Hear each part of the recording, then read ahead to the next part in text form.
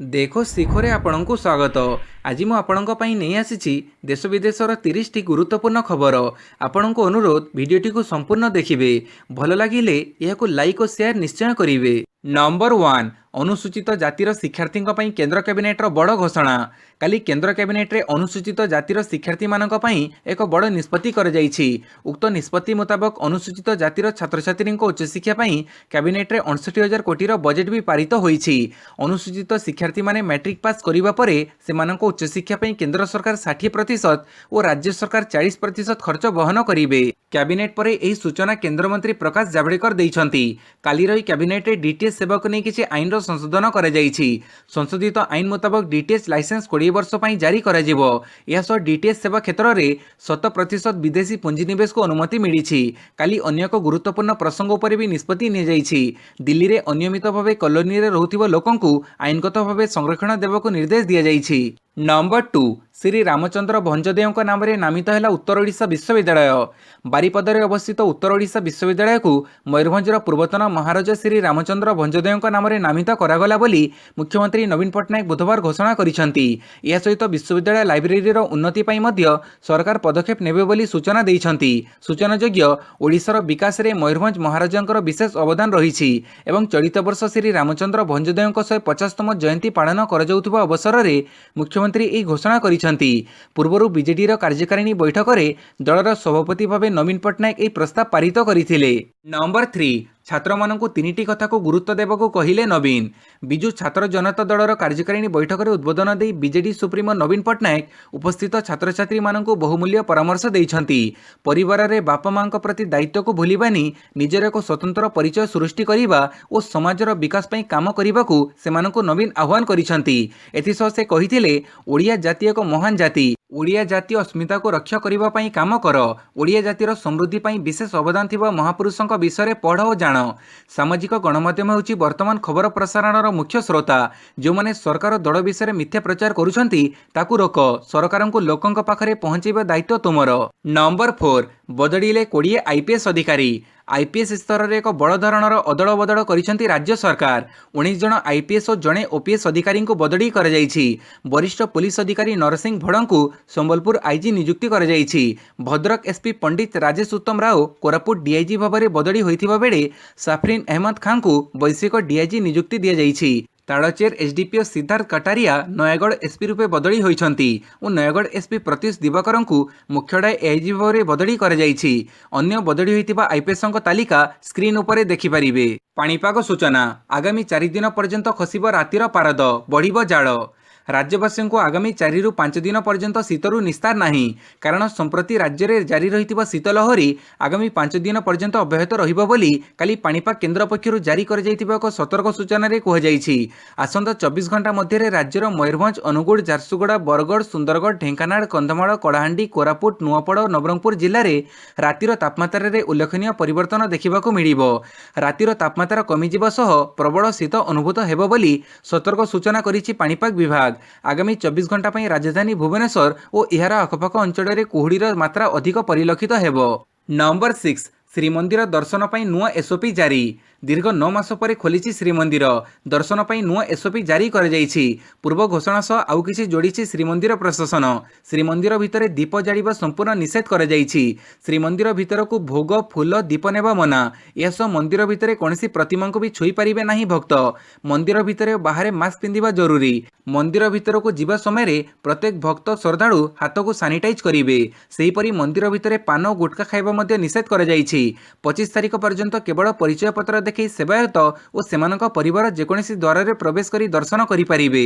ଅସୁସ୍ଥ ଲୋକ ଏବଂ 10 ବର୍ଷରୁ କମ୍ ଓ 65 ବର୍ଷରୁ ଅଧିକ ଲୋକଙ୍କୁ ଶ୍ରୀମନ୍ଦିରକୁ ନ ଆସିବା ପାଇଁ ଅନୁରୋଧ କରିଛି ଜିଲ୍ଲା ପ୍ରଶାସନ। 26 ତାରିଖ ସକାଳ 7:30ଟାରୁ ପୁରୀବାସୀଙ୍କ ପାଇଁ ଦର୍ଶନ ଆରମ୍ଭ ହେବ। ନମ୍ବର 7, ଜଣେ ପ୍ରାପ୍ତବୟସ୍କ ନିଜ ଇଚ୍ଛାରେ ଧର୍ମ ପରିବର୍ତ୍ତନ କରିପାରିବେ, କହିଲେ କୋର୍ଟ। ଯଦି ଜଣେ ପ୍ରାପ୍ତବୟସ୍କ ମହିଳା ନିଜ ଇଚ୍ଛାରେ ବିବାହ କରୁଛନ୍ତି, ଧର୍ମ ପରିବର୍ତ୍ତନ କରୁଛନ୍ତି ଓ ନିଜ ପରିବାର ପାଖକୁ ଫେରିବାକୁ ଚାହୁଁନାହାନ୍ତି, ତାହେଲେ ଏଥିରେ କେହି ବି ହସ୍ତକ୍ଷେପ କରିପାରିବେ ନାହିଁ ବୋଲି କୋଲକାତା ହାଇକୋର୍ଟ କହିଛନ୍ତି। ଜଣେ ହିନ୍ଦୁ ବ୍ୟକ୍ତି ତାର ଝିଅ ଧର୍ମ ପରିବର୍ତ୍ତନ କରି ଜଣେ ମୁସଲିମ ଯୁବକଙ୍କୁ ବିବାହ କରିଥିବାରୁ ଏହା ବିରୋଧରେ ଆବେଦନ କରିଥିଲେ। ଏହା ଉପରେ ସୋମବାର ଶୁଣାଣି କରି କୋର୍ଟ ଏପରି କହିଛନ୍ତି। नंबर 8 राष्ट्रपति को कृषि आईन विरोध में 2 कोटी दस्तखत थिबा स्मारकपत्र देवे राहुल गांधी।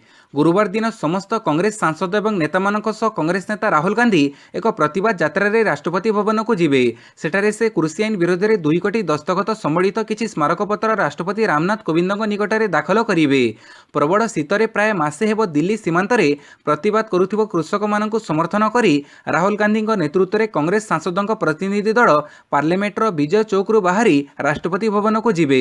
पार्लियामेंट रे आगत हेबा समय ही एही आईन को विरोध करुथुबा कृषक, कृषि श्रमिक एवं कृषि रे संपृक्त अन्य व्यक्तिविशेषों स्वाक्षर सम्मिलित स्मारकपत्र संग्रह करने को कांग्रेस देशव्यापी अभियान चलैथिला। एही 3 कृषि आईन को प्रत्याहार करने लगी प्राय 2 कोटी दस्तखतकारी राष्ट्रपति हस्तक्षेप लड़िछंती। एगुडी को कांग्रेस प्रतिनिधि दल राष्ट्रपति निकट में दाखल करिवे। नंबर 9 जनवरी शेष जाए गढ़ पार्वण विशेष ट्रेन। पूर्वतट रेलपथ परिसीमा मध्य छाड़ुवा पार्वण विशेष ट्रेन गुड़िकर चलाचल अवधि को 2021 जनवरी शेष पर्यंत वृद्धि कर बर्तमान 20 जोड़ा पार्वण स्वतंत्र ट्रेन पूर्वतट रेलपथ परिसीमा मध्य यातायात करुछि। नंबर 10 जनवरी सड़क निरापत्ता जांच कड़ाकड़ी। दुर्घटना जनित मृत्युहार उद्वेगजनक स्थिति सृष्टि करिथिबारु कोविड कटकणा कोहड़ा हेबा मात्रे आसंता जनवरी सड़क निरापत्ता जांच व्यवस्था को कड़ाकड़ी करने निष्पत्ति निया जाइछि। मुख्य शासन सचिव निकटरे परिवहन कमिश्नर और पुलिस एसपी मानकु एने निर्देश दैछंती। तेणु जनवरी बाइक पछ यात्री हेलमेट पिंधिबा बाध्यतामूलक करा जाइछि। सड़क निरापत्ता नियम मध्य थिबा समस्त आईन को कड़ाकड़ी भाव जांच करा उल्लंघनकारी लाइसेंस बातिल करा। एसबू को नहीं लर्निंग लाइसेंस आवेदन करिनथिबा एवं ड्राइविंग लाइसेंस आवेदनकारी मनरे छनका पशिछि। वर्तमान 24 टी आरटीओ रे नूतन एलएल आवेदन करा जाउछि। 14 टी आरटीओ रे एपर्यंत अनेक आवेदनकारी अपेक्षा रे रहिछंती। नंबर 11 चाषी संगठन सह आलोचना, खूब शीघ्र समाधान पंथा बाहरिबो कहिले केंद्र कृषि मंत्री। केंद्र सरकार को नुआ कृषि आईन को विरोध करि चलिथिबा चाषी आंदोलन काली 27 दिन में पहुंची। कृषि आईन संपूर्ण प्रत्याहार दाबी रे कृषक संगठन अड़ी बसिथिबा बेले सरकार नुआ आईन प्रत्याहार हेबो नाही बोली स्पष्ट करिसंती। एभली अचल अवस्था जोगु कोनसी समाधान रो पंथा बाहरी पारुनी। तेबे काली कृषि भवन परिसर रे केंद्र कृषि मंत्री नरेंद्र सिंह तोमार एवं चाषी नेतांको मध्य एक बैठक होइथिला। चाषी संगठन खूब शीघ्र सरकारंको सह आलोचना पई सकारात्मक आभिमुख्य प्रदर्शन करिवे एवं खूब शीघ्र समाधान रो पंथा बाहरिबो बोली कृषि मंत्री तोमार कहिसंती। नंबर 12 रिपब्लिक भारत टीवी उपरे ब्रिटेन लगेला 20 लाख टंकार जरिमाना। टीआरपी स्काम भली मामला रे छंदी होई जेल जाइथिबा रिपब्लिक भारत टीवी रो मुख्य संपादक अर्णब गोस्वामी पई एबे अड़ुआ बढ़िबारे लागिछि। रिपब्लिक टीवी रो हिंदी चैनल उपरे ब्रिटिश ब्रॉडकास्टिंग रेगुलेटर 20,000 पाउंड अर्थात 20 लाख टंकार जरिमाना लगेइछंती। अभियोग रहिछि कि अर्णब चैनल रे वितर्क करुथिबा बेले हेट स्पीच नियम उल्लंघन करिछंती। मंगलवार दिन ऑफिस ऑफ कम्युनिकेशन बा ऑफकम रिपब्लिक भारतर लाइसेंस रखिथिबा World View Media Network Limited उपरे 20 लाख टंकार जरिमाना लगेइछंती। नंबर 13 गौरव आनिला कटक, मिशन 0F को मिलिला स्कॉच स्वर्ण अवार्ड। मैट्रिक परीक्षा रे पासर 100% करबा पई कटक जिलापाल भवानी शंकर चैनी द्वारा दुर्बल पिलांको सशक्त करबा पई मिशन 0F कार्यक्रम हाथ को निया जाइछि। तेबे एही योजना एबे स्कॉच स्वर्ण अवार्ड पाइबा पई मनोनीत होइछि। अंतर्जातिक स्तर रे शिक्षा क्षेत्र रे ओडिशार मिशन 0F कार्यक्रम को एही सफलता मिलिथिबारु जिलापाल यार श्रेय जिलावासी को देबा सह एथिपई समस्तक सहयोग फल रे एही योजनार सुफल दुर्बल पिला माने पाई परिछंती बोली से सूचना दैछंती। काली वर्चुअल मीट रे जिलापाल को पुरस्कार संस्था पक्षरु प्रदान कर जाइछि। अक्टोबर 2019 रे एही योजना जिले रे कार्यकारी होइथिला। एही योजना रे जिल्लार 457 हाईस्कूल रो 7500 मेंटरक सहायता रे 9768 जन छात्र छात्री मैट्रिक पास करिथिले। नंबर 14 भारतीय तीर्थयात्री को मंदिर बुलिबा को भिसा देला पाकिस्तान। भारत और पाकिस्तान मध्य चलता तिक्तता मध्य नुआ ट्विस्ट आसी। पाकिस्तान रे थिबा ऐतिहासिक मंदिर बुलिबा पई इस्लामाबाद पक्षरु भारतीय तीर्थयात्री को भिसा प्रदान कर जाइछि। पाकिस्तान रो पंजाब प्रदेश अंतर्गत सुकुर ठारे थिबा शाहदानी दरबार और छकवाल जिले में थिबा श्री कटसराज मंदिर गुड़ी को भारतीय तीर्थयात्री माने एणिकी भिसा नहीं जाई परिबे। सोमवार 44 जन भारतीय तीर्थयात्री शाहदानी दरबार में दर्शन कर भारत को फेरीथिले। या परे नुआ दिल्ली रे अवस्थापित पाकिस्तान हाई कमिशन आउ 47 भारतीय तीर्थयात्री को भिसा प्रदान करिछि। एमाने समस्ते श्री कटसराज मंदिर जिबे। डिसेंबर 23 रु 29 जाए समस्त को भिसा प्रदान कर जाइछि। मंदिर निकटरे थिबा नदी रे हिंदू धर्मर लोक माने बुड़ पकईबार परंपरा मध्य एठारे रहिछि। नंबर 15 ଛଥାକିଆ ହେବ ଦୟା ୱେଷ୍ଟ କେନାଲ ବନ୍ଧ ପ୍ରାଥମିକ ସର୍ଭେ ଶେଷ। ଏକଦା ରାଜଧାନୀବାସୀଙ୍କର ଜୀବନରେଖା ପାଲଟିଥିବା ଦୟା ୱେଷ୍ଟ କେନାଲ ଏବେ ଏକ ନଡ଼ାରେ ପରିବର୍ତ୍ତନ ହୋଇଗଲାଣି। ରାଜଧାନୀର ଅଧିକାଂଶ ବର୍ଜ୍ୟ ପାଣି ଏହି କେନାଲରେ ବୋହୁଛି। ଏହାର ପୁନରୁଦ୍ଧାର କରିବା ବଦଳରେ ଏବେ କେନାଲର କିଛି ଅଂଶ ପୋତି ରାସ୍ତା ସମ୍ପ୍ରସାରଣ କରିବାକୁ ଯୋଜନା ହୋଇଛି। ଦୟା ୱେଷ୍ଟ କେନାଲ ବନ୍ଧ ଏବେ 2 ଥାକିଆ ଥିବାବେଳେ ଏହାକୁ 6 ଥାକିଆ ରାସ୍ତାରେ ପରିଣତ କରିବାକୁ ଯୋଜନା ହୋଇଛି। ତେଣୁ ରାସ୍ତା ନିର୍ମାଣ ହେବା ପୂର୍ବରୁ ଏହି କେନାଲ ବନ୍ଧରେ କେତେ ଜବରଦଖଲ ଅଛି ସେ ନେଇ ସର୍ଭେ କରିବାକୁ ପୂର୍ତ୍ତ ବିଭାଗ ସ୍ୱତନ୍ତ୍ର ସଚିବ ହେମନ୍ତ କୁମାର ପାଢ଼ୀ ବିଏମ୍ସି କମିଶନର ଓ ଖୋର୍ଦ୍ଧା ଜିଲ୍ଲାପାଳଙ୍କୁ ଚିଠି ଲେଖିଛନ୍ତି।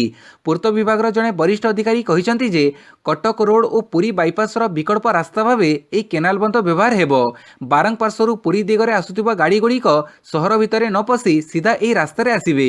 ନଭେମ୍ବର 16 ବାସ୍ତବ ନିୟନ୍ତ୍ରଣ ରେଖା ଅଞ୍ଚଳର ପରିସ୍ଥିତି ସମୀକ୍ଷା କଲେ ସେନାମୁଖ୍ୟ ନରୱଣେ। ଚୀନ ସହ ସୀମା ବିବାଦ ମଧ୍ୟରେ ବୁଧବାର ଦିନ ଭାରତୀୟ ସେନାମୁଖ୍ୟ ଜେନେରାଲ ଏମ୍ଏମ୍ ନରୱଣେ ପୋଙ୍ଗଙ୍ଗ ହ୍ରଦର ଦକ୍ଷିଣ ତଟ ଅଞ୍ଚଳ ପରିଦର୍ଶନ କରି ବାସ୍ତବ ନିୟନ୍ତ୍ରଣ ରେଖା ଅଞ୍ଚଳର ପରିସ୍ଥିତି ସମୀକ୍ଷା କରିଛନ୍ତି। ସକାଳ 8:30ରେ ସୀମାନ୍ତ ଅଞ୍ଚଳରେ ପହଞ୍ଚିଥିବା ନରୱଣେ ଉଧାମପୁରସ୍ଥିତ ନର୍ଦର୍ଣ୍ଣ କମାଣ୍ଡର ଅଂଶବିଶେଷ ଚତୁର୍ଦ୍ଦଶ କର୍ପସର ଯବାନମାନଙ୍କୁ ଭେଟିଥିଲେ। ଟ୍ୱିଟ୍ କରି ସେନା କହିଛି ଜେନେରାଲ ଏମ୍ଏମ୍ ନରୱଣେ ରେଚିନ୍ ଲା ସମେତ ସୀମାନ୍ତ ଅଞ୍ଚଳ ପରିଦର୍ଶନ କରି ବାସ୍ତବ ନିୟନ୍ତ୍ରଣ ରେଖା ଅଞ୍ଚଳ ପରିସ୍ଥିତି ସଂକ୍ରାନ୍ତରେ ପ୍ରତ୍ୟକ୍ଷ ସମୀକ୍ଷା କରିଥିଲେ। ଆମ ସେନାର ଆଭିଯାନିକ ପ୍ରସ୍ତୁତି ସଂକ୍ରାନ୍ତରେ କର୍ପସ ଏବଂ ଅନ୍ୟ ଆଞ୍ଚଳିକ କମାଣ୍ଡମାନେ ତାଙ୍କୁ ସଂକ୍ଷେପରେ ସୂଚନା ଦେଇଥିଲେ। ନଭେମ୍ବର 17 ବିଶ୍ୱଭାରତୀ ବିଶ୍ୱବିଦ୍ୟାଳୟର ଶତବାର୍ଷିକୀ ସମାରୋହ ଉଦ୍ବୋଧନ ଦେବେ ପ୍ରଧାନମନ୍ତ୍ରୀ। ପ୍ରଧାନମନ୍ତ୍ରୀ ନରେନ୍ଦ୍ର ମୋଦି ଆଜି ପୂର୍ବାହ୍ନରେ ଶାନ୍ତିନିକେତନ ସ୍ଥିତ ବିଶ୍ୱଭାରତୀ ବିଶ୍ୱବିଦ୍ୟାଳୟର ଶତବାର୍ଷିକୀ ସମାରୋହରେ ଉଦ୍ବୋଧନ ଦେବେ। ପ୍ରଧାନମନ୍ତ୍ରୀ ଭିଡ଼ିଓ କନଫରେନ୍ସିଂ ମାଧ୍ୟମରେ ଏହି କାର୍ଯ୍ୟକ୍ରମରେ ଅଂଶଗ୍ରହଣ କରିବେ। ପ୍ରଧାନମନ୍ତ୍ରୀ ହେଉଛନ୍ତି ଏହି ବିଶ୍ୱବିଦ୍ୟାଳୟର କୁଳାଧିପତି ରହିଛନ୍ତି। ପଶ୍ଚିମବଙ୍ଗ ରାଜ୍ୟପାଳ ଓ କେନ୍ଦ୍ର ଶିକ୍ଷାମନ୍ତ୍ରୀ ମଧ୍ୟ ଏହି କାର୍ଯ୍ୟକ୍ରମରେ ଅଂଶଗ୍ରହଣ କରିବେ। 1921 ମସିହାରେ ଗୁରୁଦେବ ରବୀନ୍ଦ୍ରନାଥ ଟେଗୋରଙ୍କ ଦ୍ୱାରା ପ୍ରତିଷ୍ଠିତ ବିଶ୍ୱଭାରତୀ ଦେଶର ସର୍ବପୁରାତନ କେନ୍ଦ୍ରୀୟ ବିଶ୍ୱବିଦ୍ୟାଳୟ। 1951 ମସିହା ମେ ମାସରେ ବିଶ୍ୱଭାରତୀକୁ ଏକ କେନ୍ଦ୍ରୀୟ ବିଶ୍ୱବିଦ୍ୟାଳୟ ଏବଂ ସଂସଦର ଏକ ଅଧିନିୟମ ଦ୍ୱାରା ଜାତୀୟ ଗୁରୁତ୍ୱପୂର୍ଣ୍ଣ ଅନୁଷ୍ଠାନ ଭାବେ ଘୋଷଣା କରାଯାଇଥିଲା। ନଭେମ୍ବର 18 29ରେ ରାଜ୍ୟର ସମସ୍ତ ଥାନା ଆଗରେ ବିକ୍ଷୋଭ କରିବ ବିଜେପି। ପ୍ରଧାନମନ୍ତ୍ରୀ ଆବାସ ଯୋଜନାରେ ଦୁର୍ନୀତିକୁ ନେଇ ରାଜ୍ୟ ସରକାରଙ୍କ ଉପରେ ବର୍ଷିଛି ବିଜେପି।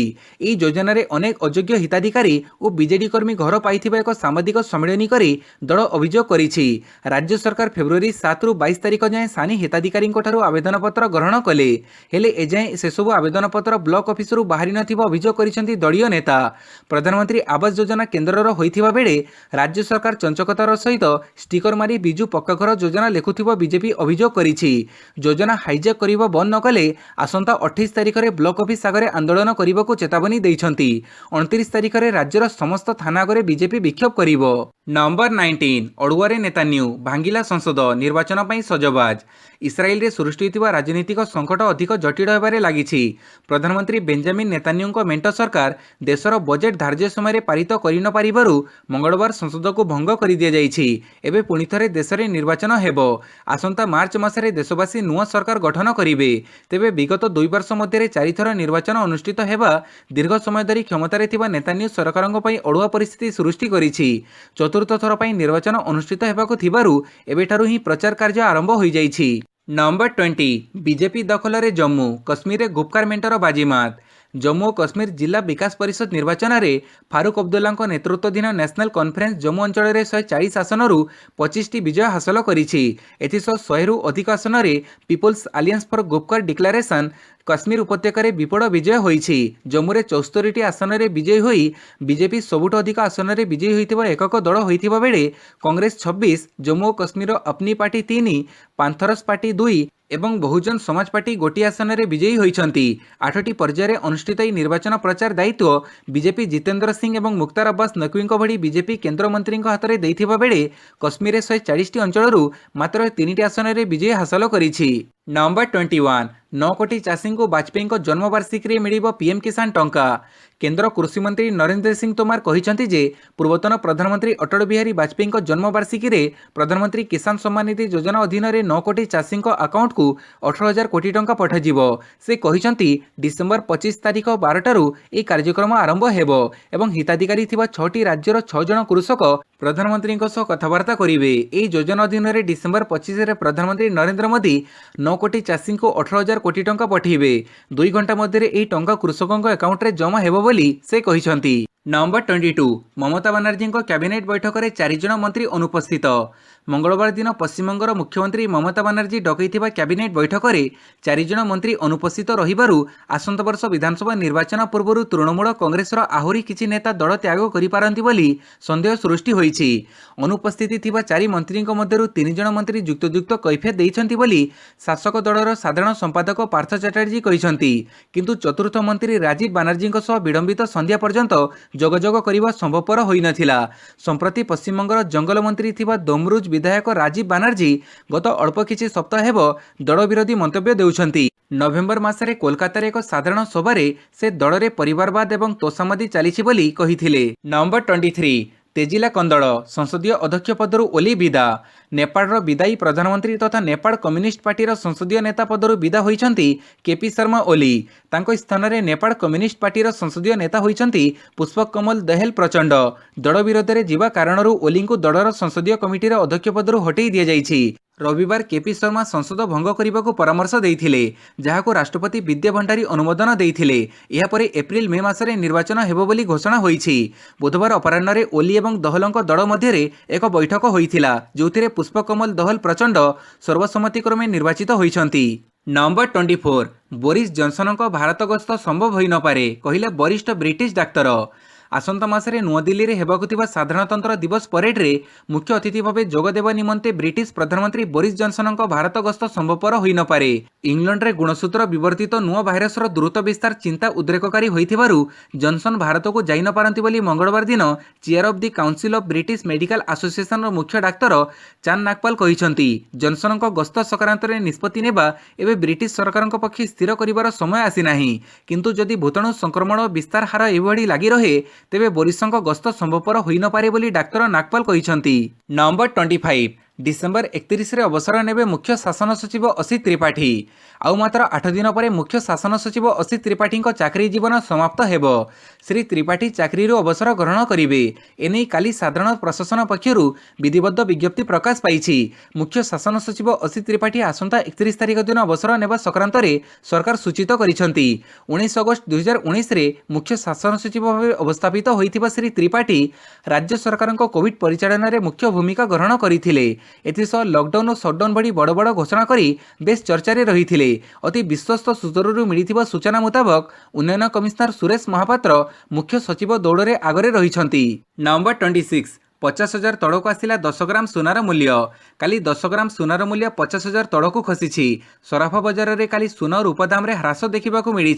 सुना दाम 199 टंका तड़क खसी 49,940 टंका रही। अन्यपटे रूप दाम 1538 टंका खसी 65,576 टंका रही। Indian Bullion and Jewellers Association पक्षरु एही तथ्य हस्तगत करिछि। नंबर 27 संबलपुर जेल भरो आंदोलन पुलिस बीजेपी कर्मी धस्ताधस्ती। राज्यर कृषक मानकर न्याय्य दाबी और राज्य सरकार कृषि नीति को विरोध करी बुधवार संबलपुर जिलापाल कार्यालय सम्मुख में स्थानीय बीजेपी कृषक मोर्चा पक्षरु जेलभर आंदोलन अनुष्ठित होईछि। बीजेपी कर्मी जिलापाल कार्यालय को धसी पशिबा समय रे पुलिस धस्ताधस्ती होइथिले। एही घटना रे पुलिस संबलपुर विधायक जयनारायण मिश्र और रेंगाली विधायक नाउरी नायकों समेत प्राय 30 जन बीजेपी कर्मी को गिरफ्त करिछि। आंदोलन रे प्राय 350 जन बीजेपी कर्मी सामिल होइथिले। नंबर 28 2024 रे आसिबो एप्पल इलेक्ट्रिक कार। आईफोन निर्माण करुवा अमेरिकार संस्था एप्पल 2024 रे यार इलेक्ट्रिक कार उत्पादन आरंभ करने को योजना रखी। एथिरे कंपनी एक अभिनव बैटेरी प्रजुक्ति व्यवहार करिवो।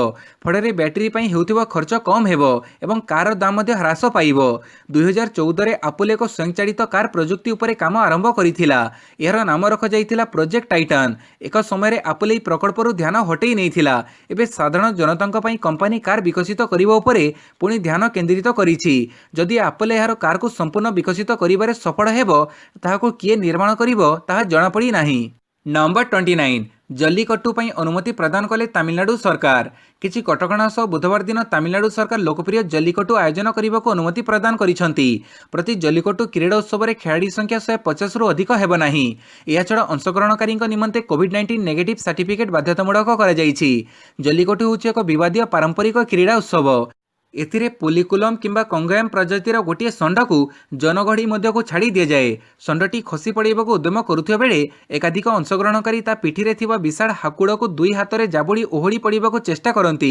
ଷଣ୍ଢଟି ନ ଅଟକିବା ପର୍ଯ୍ୟନ୍ତ ଅଂଶଗ୍ରହଣକାରୀ ମାନେ ସେମିତି ତା ହାକୁଡ଼କୁ ଧରି ଝୁଲି ରହିଥାନ୍ତି। ନମ୍ବର 30 ଅରୁଣ ଜେଟଲୀଙ୍କ ଷ୍ଟାଚ୍ୟୁକୁ ନେଇ ବିଶନ ସିଂ ବେଦୀ ଖପା। ଦିଲ୍ଲୀର ଫିରୋଜ ଶାହ କୋଟଲା ଷ୍ଟାଡିୟମରେ ଦିବଂଗତ ଅରୁଣ ଜେଟଲୀଙ୍କ ପ୍ରତିମୂର୍ତ୍ତି ସ୍ଥାପନକୁ ନେଇ ଦିଲ୍ଲୀ କ୍ରିକେଟ ବୋର୍ଡ ଉପରେ ଖପା ହୋଇଛନ୍ତି କିମ୍ବଦନ୍ତୀ କ୍ରିକେଟର ବିଶନ ସିଂ ବେଦୀ। ଏହାକୁ ବିରୋଧ କରି ଶ୍ରୀ ସିଂ ଷ୍ଟାଡିୟମର ଷ୍ଟାଣ୍ଡରେ ଥିବା ତାଙ୍କ ନାଁକୁ ହଟେଇ ଦେବାକୁ କହିଛନ୍ତି। 2017ରେ ବିଶନ ସିଂ ବେଦୀଙ୍କ ନାଁରେ ଗୋଟିଏ ଷ୍ଟାଣ୍ଡ କୋଟଲାରେ ପ୍ରତିଷ୍ଠା କରାଯାଇଥିଲା। ଡିଡିସିଏରେ ଚାଲିଥିବା ପରିବାରବାଦ ନୀତିକୁ ବିରୋଧ କରି ବିଶନ ସିଂ ବେଦୀ ଚିଠି ଲେଖିଛନ୍ତି। ଏଥିରେ ଡିଡିସିଏ କ୍ରିକେଟରଙ୍କ ଅପେକ୍ଷା ପ୍ରଶାସନିକ ଅଧିକାରୀଙ୍କୁ ଅଧିକ ଗୁରୁତ୍ୱ ଦିଆଯାଉଥିବା ଅଭିଯୋଗ କରିଛନ୍ତି। ଏଥିସହ ସେ ଡିଡିସିଏର ସଦସ୍ୟ ପଦରୁ ମଧ୍ୟ ଇସ୍ତଫା ଦେଇଛନ୍ତି। ଭିଡିଓଟିକୁ ସମ୍ପୂର୍ଣ୍ଣ ଦେଖିଥିବାରୁ ବହୁତ ବହୁତ ଧନ୍ୟବାଦ।